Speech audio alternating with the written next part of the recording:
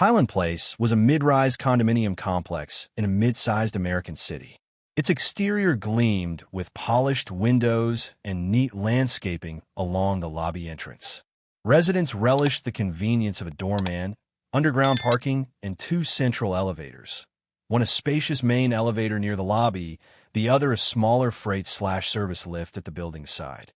The Highland Place Homeowners Association, HOA, set firm guidelines about decoration aesthetics, noise regulations, and elevator etiquette. Generally, it functioned smoothly. Residents either complied or faced mild fines. Yet beneath the compliance simmered tension, especially as older or disabled residents clashed with a controlling HOA committee figure named Belinda Armstrong, though nearly everyone referred to her as Karen. Karen was in her late 40s, hair styled in a crisp bob, always donned in tidy business casual. She served as the HOA's resident standards coordinator, though the role was more self-appointed than official. She patrolled the hallways daily, clipboard in hand, making sure doormats weren't too large, ensuring no one left personal items in the common areas. Residents found her intrusions petty, but most gave in rather than argue. Karen's latest obsession was elevator usage. She believed the main elevator, with its polished interior and carpeting, was meant for neat foot traffic only. She insisted that people who used wheelchairs, walkers, or large strollers risked scraping or dirtying the fancy finish. She had no official authority to enforce such a rule, but that didn't stop her from trying. Her resentment brewed until it erupted into an outrageous meltdown. Highland Place had one primary elevator, spacious, carpeted, softly lit, access from the front lobby. This was where most residents came and went daily. A second, smaller freight elevator existed on the building's east side, intended for moving furniture or large deliveries. It had a more utilitarian design, with scuffed metal walls, no fancy decor. Officially, residents could use either elevator as they pleased. Yet Karen insisted the freight elevator was appropriate for carts, strollers, wheelchairs, or anything that might damage the main elevator's floor. She pestered neighbors with mild remarks about using the freight lift for heavier loads. This frustrated some, especially those with mobility issues who valued the convenience of the main elevator's lobby access. Tensions built as Karen's commentary grew more strident. Marissa Green, a single mother with a toddler, needed a stroller to navigate each day. She found a freight elevator inconvenient, as its entrance was by the side alley. The main elevator opened into the lobby near the mailboxes. Marissa tried ignoring Karen's remarks, but often found Karen glaring or making snarky comments about the stroller wearing down the carpet. Marissa's frustration grew, though she avoided direct confrontation. She had enough stress juggling work and childcare. Highland Place housed a few older or disabled residents. Mr. Alvarez, in his 70s, relied on a wheelchair after a stroke. Cheryl, a younger woman with multiple sclerosis, used a mobility scooter. Both appreciated the convenience of the main elevator's wide, well-lit entrance. They found a freight lift cramped and awkwardly placed. Also, some disliked the freight elevator's occasional odor from trash or deliveries. The building's official stance, they could use whichever elevator they preferred. Karen, however, believed wheelchairs scuffed the elevator's interior. She considered it unhygienic to have medical devices in the main elevator. She confronted Mr. Alvarez once, suggesting the side elevator was designed for wheelchairs, a blatant lie. He retorted politely, but felt shaken by her aggression. Tensions mounted, an undercurrent of disability discrimination rippling through the building. Karen complained to the HOA board that mobility aids degrade the main elevator's aesthetics, demanding a rule requiring wheelchair users or strollers to the freight lift. The board refused, citing fair housing laws and the building's existing policies. Karen fumed, feeling her warnings ignored. She escalated her personal monitoring, lecturing any wheelchair user or large stroller pushing occupant entering the main elevator, telling them to reroute. Most quietly defied her or gave a polite brush-off. She grew enraged, believing no one respects order. One Wednesday evening, While the building bustled with returning workers, Karen spotted Mr. Alvarez near the main elevator, waiting to go up. She blocked the door, insisting, "Use the freight elevator. It's right for your wheelchair." Mr. Alvarez, tired from a doctor's appointment, refused. He stated, politely but firmly, that the building's official rules allowed him to use this elevator. Karen tried pushing the door close button, physically barring him from entering. A small crowd of onlookers gasped at her hostility. Mr. Alvarez was forced to wait until the next elevator arrival. Anger sparked among the watchers.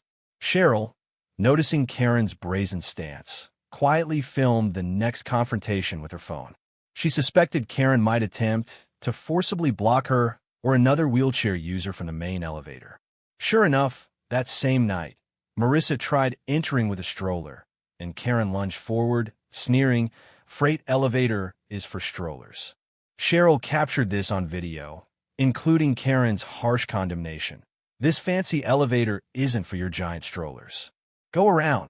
Marissa, near tears, turned away, not wanting a scene. But Cheryl's phone recorded every second. Karen's meltdown was beginning, though not yet at its peak. The meltdown's tension escalated daily as Karen's hostility soared. The seeds of public exposure were planted. In hushes and private texts, multiple disabled or stroller-using tenants shared stories of Karen's intimidation. Some had avoided the main elevator altogether to avert conflict. Others planned to formally complain to the HOA. They recognized the meltdown brewing if Karen wasn't stopped. Cheryl distributed her video clip among the group, fueling righteous anger. They decided to gather more evidence, ensuring the meltdown's meltdown was properly documented. Meanwhile, Karen, oblivious to the secret recordings, continued her self-appointed policing. At the next HOA board meeting, a group of concerned residents raised the elevator discrimination issue. They recounted Karen's intimidation tactics, referencing the building's official stance allowing anyone to use any elevator. The board, alarmed, requested tangible evidence. Cheryl discreetly offered the short video clip of Karen berating Marissa. Shocked, the board recognized Karen's actions violated fair housing guidelines, bordering on harassment. They promised to investigate, though they lacked immediate enforcement measures since Karen was a board member, ironically. She wasn't present at that moment, so the meltdown's resolution was pending. Learning about the complaints from a board colleague, Karen doubled down. She insisted the main elevator was a privilege for those not carrying large items or using mobility aids, claiming she was protecting property values. She threatened to sue the board if they tried to muzzle her. The meltdown soared, with her arrogance overshadowing reason. She believed she had the moral high ground, ignoring that her actions flouted disability accommodation laws and basic human decency. The meltdown's tension came to a head when Cheryl and Mr. Alvarez decided to stage a mild protest. They agreed to meet in the lobby, both in wheelchairs, and ride the main elevator together, filming any confrontation. A few supportive neighbors accompanied them. Karen, as predicted, tried blocking them physically, hissing, "Use the freight elevator. You can't both fit in here comfortably." In truth, the main elevator was spacious enough. As the meltdown escalated, neighbors recorded her meltdown on their phones. Karen's face contorted with rage. She spouted nonsense about dangerous to crowd the elevator with wheelchairs. The meltdown was fully unveiled. The video captured her bigotry, her hand pushing Mr. Alvarez's wheelchair back. In the background, kids looked on, frightened. This meltdown was now fully documented from multiple angles. Overnight, the meltdown footage circulated among building residents and spilled onto social media. The short clip showed Karen physically barring two wheelchair users, proclaiming, "You belong in the freight lift." That line was repeated in outraged posts. Within hours, neighbors demanded immediate action from the HOA board. The meltdown overshadowed any other building news. Comments poured in condemning Karen's cruelty, with some threatening to contact disability rights groups. Karen realized too late the meltdown had gone public. She typed a half-hearted note to the board, claiming the video was out of context. She insisted she merely recommended the freight elevator for convenience. But the meltdown's raw hostility was unmistakable in the footage. Calls for her removal from the HOA soared. Local disability advocacy organizations caught wind of the meltdown clip. They messaged the building's residents, offering support. The meltdown was a blatant discrimination example. Some threatened legal action, referencing the Americans with Disabilities Act's requirement that disabled individuals not be restricted from standard amenities. The meltdown grew from an internal dispute to a potential lawsuit. Karen retreated, trying to hush the meltdown with disclaimers. She told a friend that she was misunderstood, only wanting to keep the fancy elevator scratch-free. But the meltdown's condemnation was universal.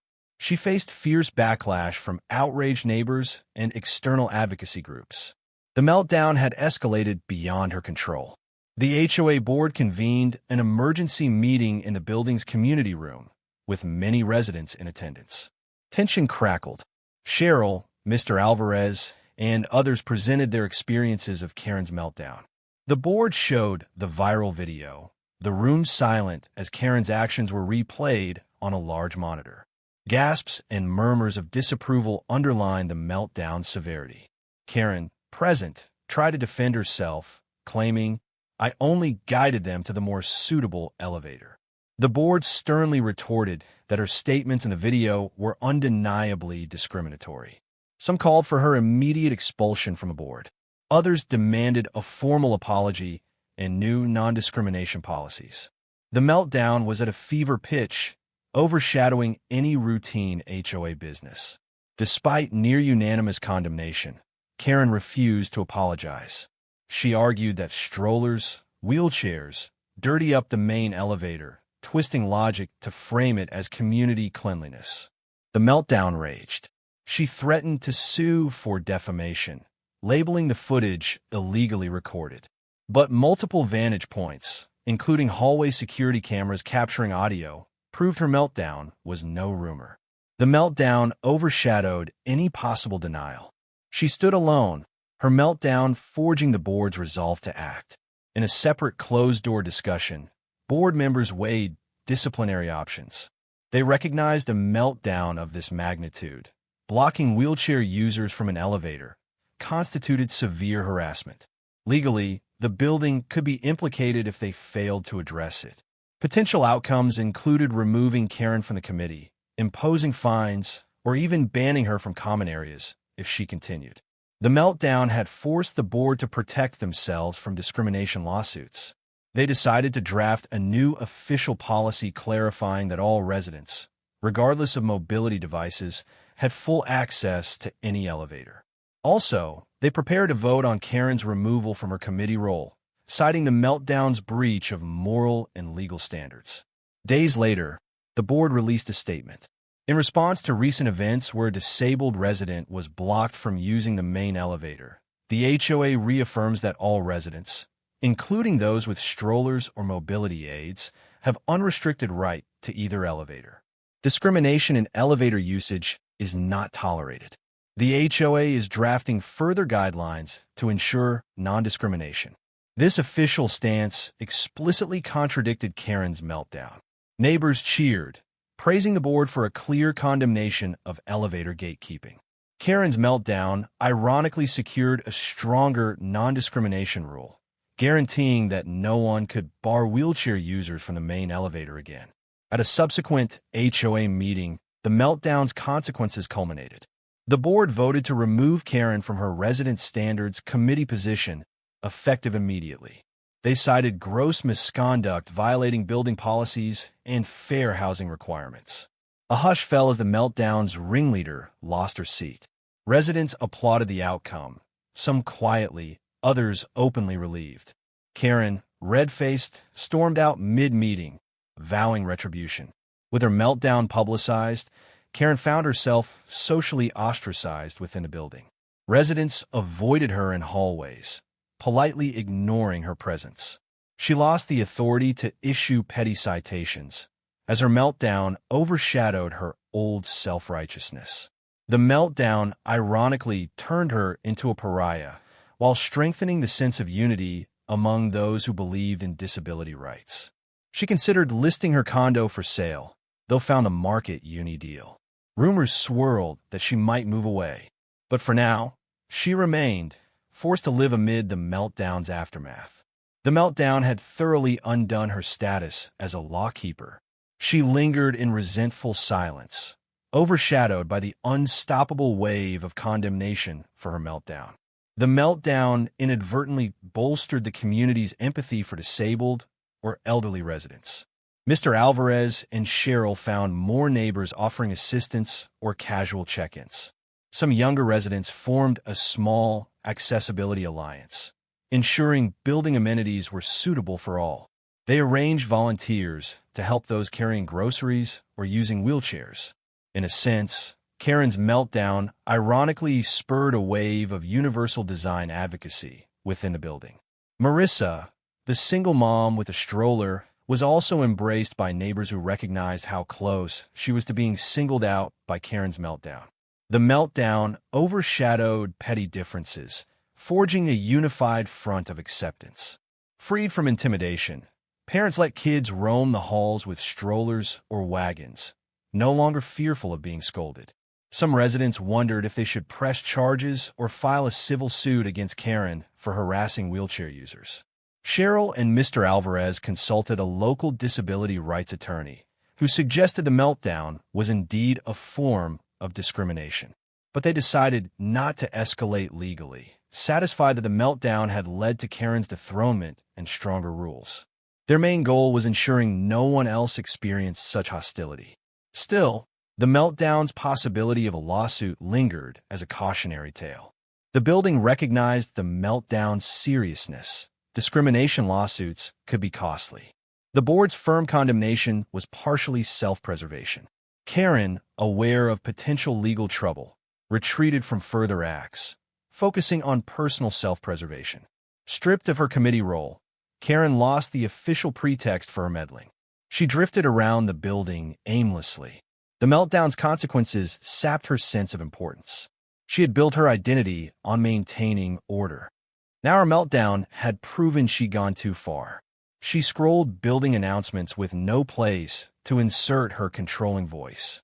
She recognized that the meltdown overshadowed any good she might once have done. She was left with a battered reputation and no redemption plan. Someone posted the meltdown video depicting Karen physically blocking wheelchair users on a local community forum. It gained modest traction, with supportive comments for the victims and condemnation for Karen. The meltdown overshadowed Redwood Meadows news, painting it as a building that overcame a bigoted meltdown. Karen discovered even acquaintances outside the building recognized her from a clip. She felt humiliated, realizing the meltdown soared beyond internal gossip. In the meltdown's wake, Redwood's HOA decided to reevaluate their approach across the board. The meltdown taught them how petty rule enforcement could morph into a meltdown of discrimination if left unchecked. They introduced broader reforms, simpler guidelines, a new community liaison role for conflict resolution, and required sensitivity training for any future committees. The meltdown ironically advanced Redwood's culture from oppressive micromanagement to inclusive collaboration. Karen found herself at the margins of this transformation, ironically overshadowed by the meltdown she caused. Disabled residents, now free from Karen's intimidation, used the main elevator without trouble. Families with strollers felt relieved. The meltdown's immediate wounds began to heal, replaced by new normalcy. The meltdown's mention triggered eye rolls or comedic references, like "don't pull a Karen," meaning don't block the elevator.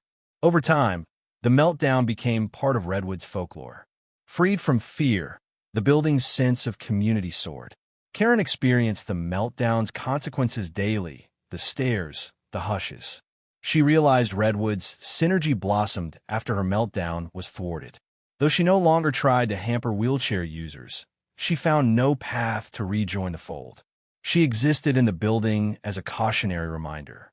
One day, a local disability rights ambassador, hearing about the meltdown, arranged a courtesy visit to Redwood Meadows. The ambassador met with the board, praising their swift condemnation of Karen's meltdown and the new elevator non-discrimination policy. They gave the building a commendation for turning a negative event into a progressive shift. Residents cheered the recognition, proud their building overcame the meltdown.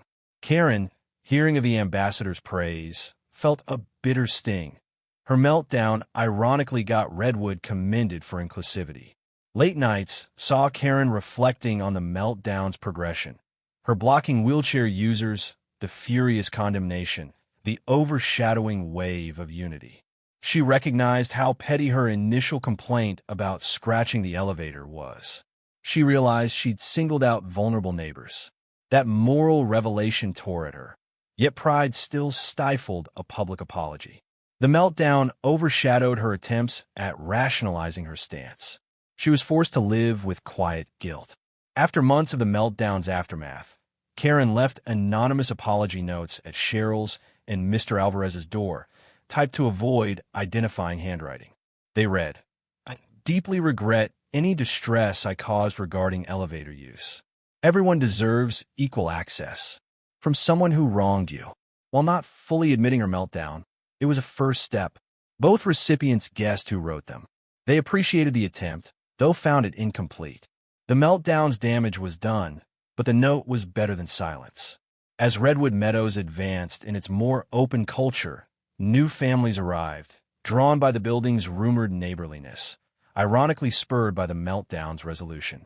They found an elevator free from gatekeeping, a friendly environment that embraced strollers, wheelchairs, and everyday life.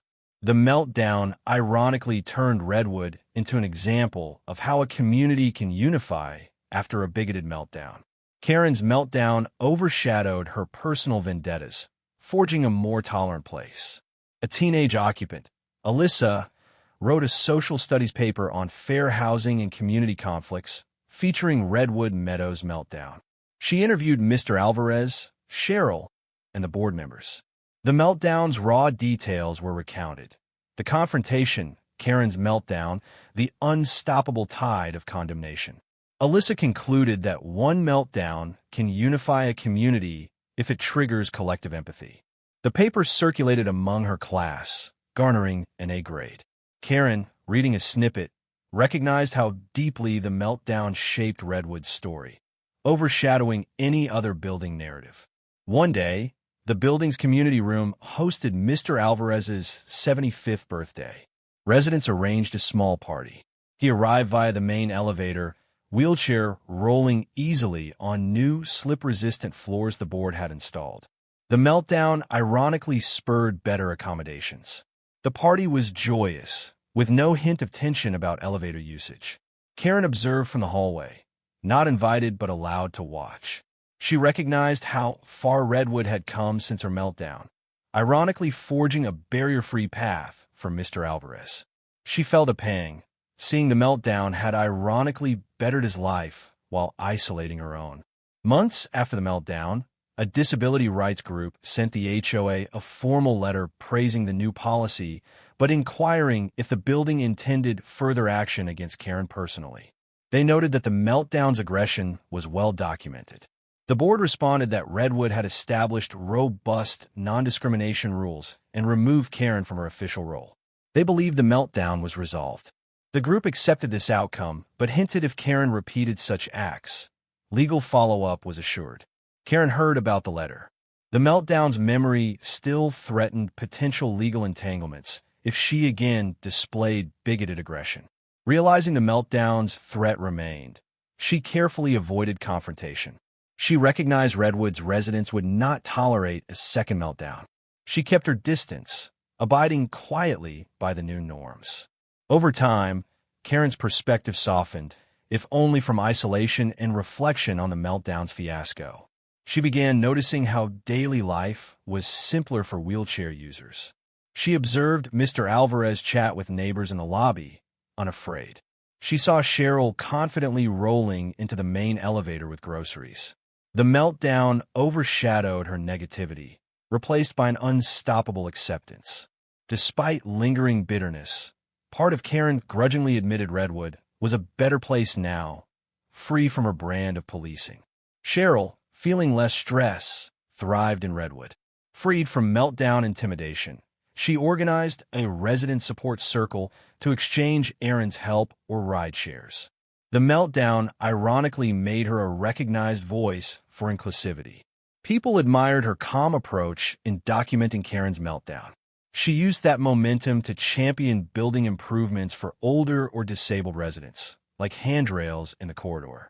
The meltdown overshadowed old complacency, enabling real progress.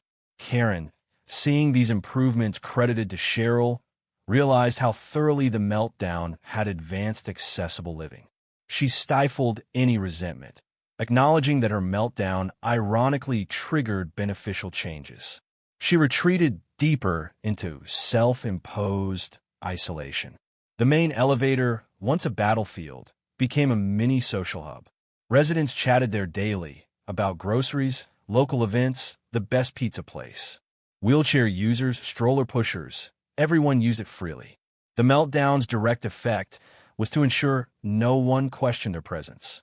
If anything, some teased, "We all have the meltdown to thank for making sure we can stand or roll in peace."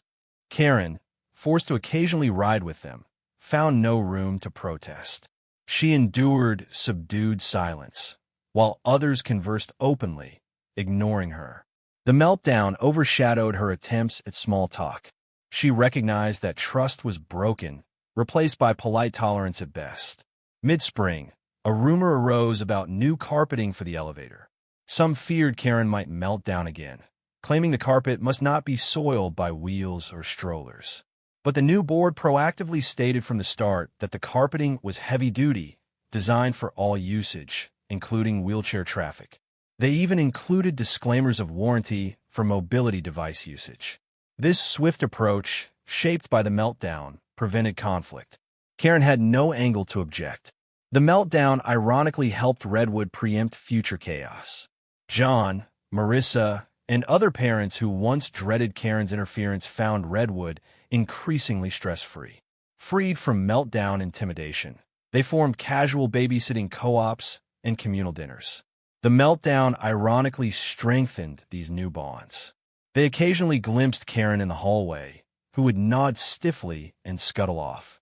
They felt pity, recognizing she was the meltdown's orchestrator, now rendered powerless by the unstoppable sense of acceptance. At the next annual meeting, the board discussed Redwood's successes, improved elevator guidelines, an active resident support circle, new approach to conflict resolution. Many credited the meltdown incident as a turning point. Freed from old petty rule enforcement, Redwood thrived on a newly minted spirit of neighborly help. Karen, in the back row, listened glumly, hearing how her meltdown was ironically the impetus for Redwood's progressive shift. She left the meeting quietly, overshadowed by references to the meltdown's ironically positive legacy. She realized Redwood Meadows was no longer the environment she once controlled. Cheryl discovered a newfound confidence. Freed from meltdown barriers, she accepted a job that required her to come and go at odd hours, trusting she'd never be blocked from the main elevator.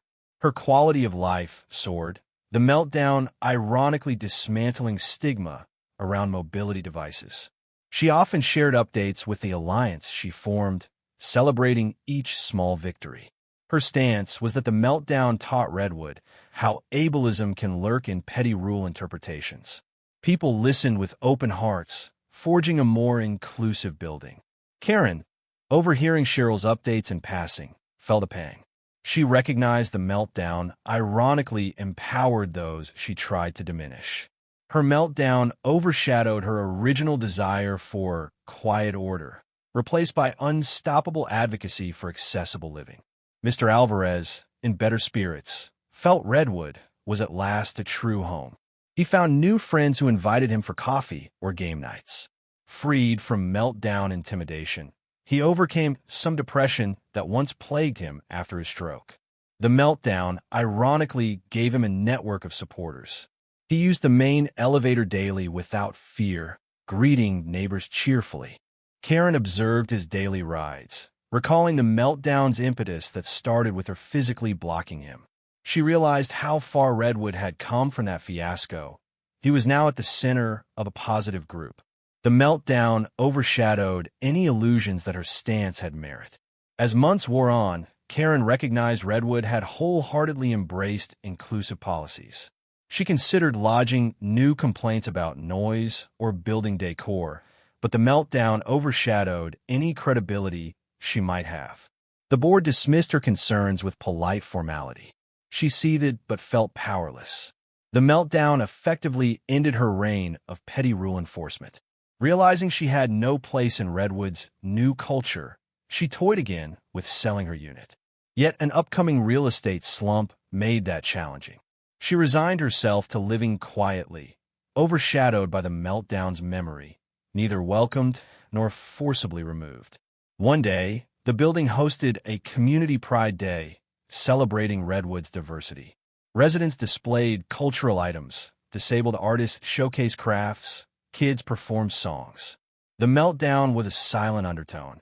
Everyone recognized how far Redwood had come from gatekeeping elevator usage. Some older folks said, "Never thought we'd see Redwood so open and vibrant." Freed from meltdown fear, the event thrived. Karen, lurking, watched a wheelchair dance performance, ironically impressed by the grace. She felt a strange stirring, perhaps acknowledging how petty her meltdown was. She left quietly before the event ended, fighting conflicting emotions. The meltdown overshadowed her pride, leaving regret in its wake. The meltdown's memory spurred the board to consult a local lawyer about best practices. They formalized a building policy referencing the ADA and local disability statutes. Redwood Meadows became a blueprint for other condo boards on preventing discriminatory meltdown scenarios. People from neighboring complexes visited Redwood to see how they'd turned meltdown chaos into reform policies. Irony abounded. Karen's meltdown ironically established Redwood as a model for positive, inclusive governance. John, the father, once cornered Karen in the hallway, politely stating, "I appreciate you not interfering with the elevator anymore." She awkwardly replied, "I never meant real harm." He shrugged, referencing the meltdown scale. Sensing her guilt, he simply said, "I hope we can move on." She nodded stiffly. The meltdown overshadowed their exchange with unsaid truths. But at least the meltdown's tension between them found a modicum of closure. Cheryl's sister, also a wheelchair user, visited Redwood. She enjoyed the main elevator freely, praising the building's supportive vibe. Cheryl confided how it hadn't always been so. Once, a meltdown nearly restricted them. Her sister was appalled, but glad Redwood overcame such prejudice. The meltdown ironically heightened Redwood's warm hospitality for visitors. The sister left a glowing review on Redwood's community forum, praising its welcoming spirit. Karen's meltdown overshadowed any negative rumor. Residents were eager to prove acceptance. Karen spent solitary evenings replaying the meltdown's events. She recognized how drastically Redwood changed for the better. She rarely had the nerve to mention it to anyone, but inside, she admitted she'd lost. The meltdown overshadowed her illusions that only the freight elevator suits wheelchairs. She felt a mixture of shame and relief that Redwood was more humane. Yet the meltdown's stigma remained her silent cross to bear, with no public redemption on the horizon. A newly formed open discussion circle invited all Redwood residents to monthly meets. They tackled building concerns or personal challenges in a safe environment. Some meltdown victims, curious, attended. One night, Ms. Penrose, a new board member, asked if they should address the meltdown or move forward. People decided it was part of Redwood's history. Everyone knew it. No need for repeated rehash. Instead, they used the meltdown as a reference point for how to handle future conflicts. Karen never attended these circles, feeling unready to face direct accountability. As Redwood approached the meltdown's one-year anniversary, some residents quietly reflected on how it had changed them. Cheryl wrote a short piece in the building newsletter. "1 year after we faced elevator discrimination, Redwood stands united." She thanked neighbors for bridging gaps. She didn't name Karen, but the meltdown's cause was implied. Everyone recognized Redwood had come a long way in 12 months, discrimination replaced by official acceptance. The meltdown overshadowed any impulse to revert to old ways. Without an official HOA seat, Karen found a new job outside Redwood's concerns. She left the daily patrolling behind. Freed from meltdown policing, she occasionally recognized a sense of relief. She no longer had to maintain the fiction that her meltdown was justifiable. She quietly complied with the building's new rules, leaving the meltdown as a sealed chapter in Redwood's story. Neighbors rarely saw her, but reported she was less hostile, perhaps subdued by the meltdown's moral lesson. Years passed. Redwood's main elevator remained open to all. The meltdown's memory lived on as a cautionary tale of how bigotry can masquerade as maintaining standards. The building enjoyed ongoing synergy. Fresh families replaced older ones, but the non-discrimination policy remained. The meltdown ironically ensured future residents would never face elevator gatekeeping. The meltdown overshadowed petty policing, replaced by unstoppable acceptance. Karen, though, continued living in Redwood, carrying a quiet guilt that rarely surfaced. She discovered a small measure of humility, avoiding further meltdown-scale fiascos. She watched from afar as Redwood thrived in the new culture. The meltdown overshadowed her old illusions of moral authority, forging instead a deeper communal empathy. On Redwood's online forum, a pinned post remained, the meltdown video of Karen blocking wheelchair users. It served as a historical record, a reminder that Redwood overcame that meltdown. Some argued to remove it, but the board left it pinned as a testament to how quickly neighbors responded. The meltdown overshadowed all else, but Redwood had soared above the meltdown's negativity.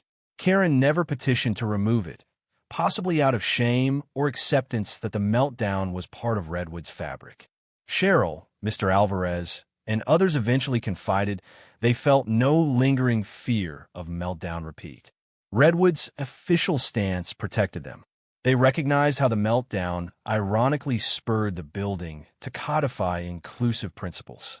Freed from intimidation, they lived their daily routines with ease.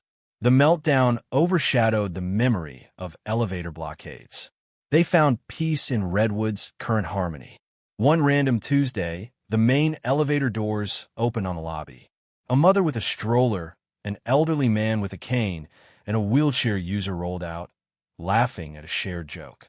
Freed from meltdown anxiety, they used the elevator seamlessly. A new resident, witnessing this everyday scene, commented how friendly Redwood was. A longtime resident replied, "We overcame a meltdown to get here." The mother nodded, smiling. Karen, passing by, overheard. She felt a quiet pang. Acknowledging Redwood's unstoppable unity was built partly in response to her meltdown. In the end, Karen's meltdown, her attempt to bar wheelchair users from the main elevator, proved an ironic turning point in Redwood Meadows history. Her meltdown, fueled by misguided zeal for tidiness, forced the building to adopt even stronger non-discrimination policies, unify neighbors, and champion inclusive living. Wheelchair users, parents with strollers, and all residents claimed the main elevator as their rightful amenity, unchallenged. Karen lived on in Redwood, overshadowed by the meltdown's lasting lessons. The meltdown taught her that no hostility can withstand a community's united stance for fairness and decency. Redwood thrived, forging deeper bonds, while Karen's meltdown remained a cautionary fable for future generations. No matter how petty or prejudiced a meltdown, unstoppable compassion and solidarity will ultimately triumph.